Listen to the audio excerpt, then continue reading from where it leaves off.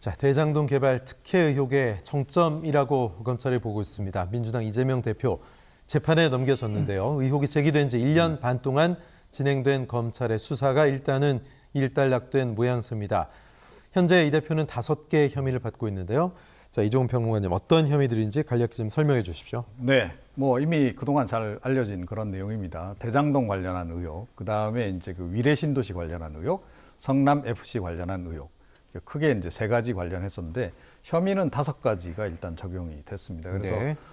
대장동 관련해서는 이제 이해충돌 그 방지법이라든가 배임 혐의 이게 이제 적용이 됐고요.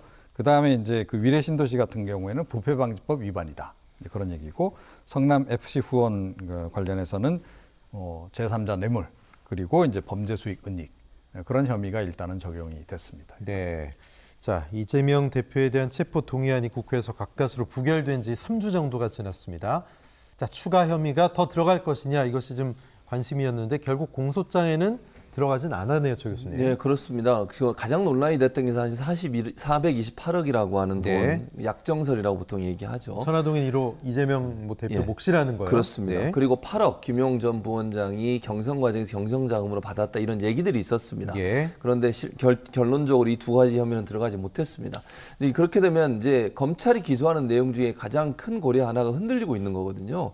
결국은 이런 거잖아요. 예를 들어서 민간 사업자한테 이익을 줬는데 이익을 준 이유가 뭐냐? 이 돈 때문이다라고 하는 논리로 접근했었는데 결국 이 부분에 대해서는 김만배 씨가 전혀 시인을 안 하고 있는 상황이고, 김용, 김용 그다음에 정진상 2사람이 받았다고 얘기를 안 하고 있는 상황이에요. 부인하고 있고.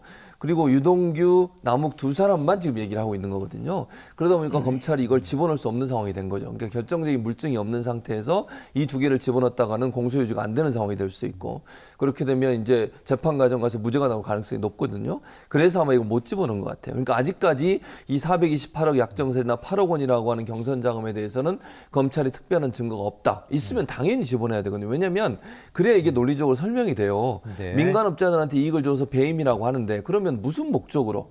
그 목적의 의미가 없어지거든요. 그러니까 돈을 받기로, 만약에 뇌물을 받기로 약정이 돼 있었으면 그럴 수 있잖아요. 근데 이렇게 되면 이 뇌물이 성립이 안 되게 되면 결국 이렇게 되는 거거든요. 이재명 대표가 그냥 모르고 해준 거다, 그냥 선의로 해준 거다, 이렇게 될 수밖에 없는 거거든요. 이게 과연 설득력이 있을까? 왜냐하면 이재명 대표는 그렇게 하지 않았다고 주장을 하고 있고, 검찰은 배임 행위가 있다고 주장을 하는데, 그러려면 뭔가 이유가 있어야 되지 않겠어요? 그 이유라는 고리가 상당히 많이 흔들리고 있는 상황이 돼버렸다. 네. 그래서 이 부분에 대해서 만약에 검찰이 추가적으로 기소를 하지 못하게 되면 사실은 법적에서 이 문제가 상당히 큰 논란이 될 수 있는 사안이라고 보여집니다. 네.